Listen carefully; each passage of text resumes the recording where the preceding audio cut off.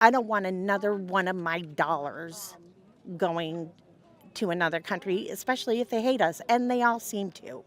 They hate us because they ain't us. That's what I'm saying. These Trump supporters don't have the first clue what they're talking about when it comes to American foreign policy. Take a look. A lot of money going to Israel right now. There's a lot of money going to Ukraine. How do you feel about that? It needs to stop going to Ukraine. Israel needs help right now. They're our ally. Ukraine has gotten enough money. I think we need to cut it off. But we still need to help them somewhat because Putin just can't. He had no right to invade them.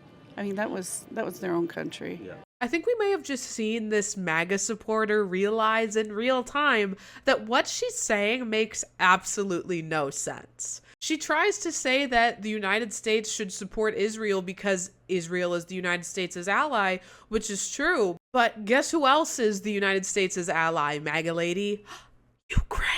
But if there's one thing that was clear from the interviews taken at this MAGA rally, it's that MAGA supporters have no clue what's going on in either Ukraine or occupied Palestine. Take a look. Now, a lot of money is going to Israel. A lot of money is going to Ukraine. How do you feel about both of those? I feel like we should support Israel 100%. Ukraine needed our help, but I think they've gotten enough.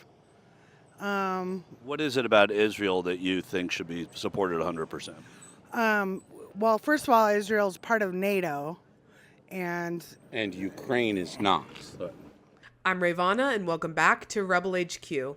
So according to those Trump supporters, the United States should support Israel and not Ukraine because Israel is a member of NATO, and Ukraine is not. Incidentally, neither Ukraine nor Israel are NATO members. So, strong argument there. But what else would you expect from someone who still supports Donald Trump in 2023?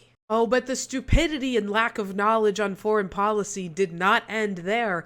No, they continue to display their full ignorance. they have a right to exist. They have a right to defend themselves and to be who they are.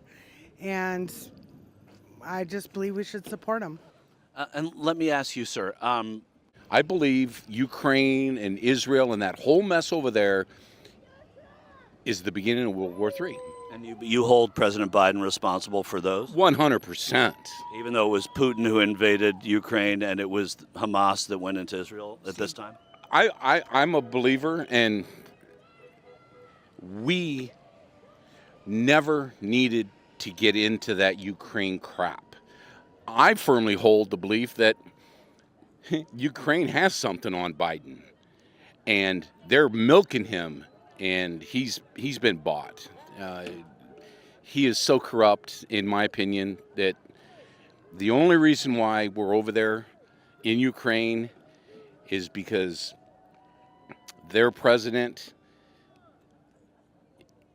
he's got something on Biden, and we're going to find out, and there's going to be hell to pay. I wouldn't advise anyone to hold their breath until we find out supposedly what dirt Zelensky has on Joe Biden, as opposed to the fact that the United States has a vested geopolitical interest in ensuring that Vladimir Putin doesn't expand his grip on Eastern Europe into Ukraine. But I wouldn't expect that man or any other Trump supporter to understand even 25% of the words I just used in that sentence. But let's go back to something that the woman next to him said. They have a right to exist. They have a right to defend themselves and to be who they are.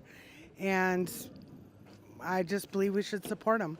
It continues to fascinate me that Trump supporters can apply this logic to Israel, but can't understand why this logic is more aptly applied to Ukraine. Ukraine was illegally invaded and occupied by Vladimir Putin's Russia. Therefore, if we're following that logic, Ukraine has a right to defend itself. Now, let me explain why this logic doesn't apply to Israel. Israel is an occupying force. Palestinians have been living under this occupation for decades upon decades. In fact, Gaza specifically is the world's largest open-air prison.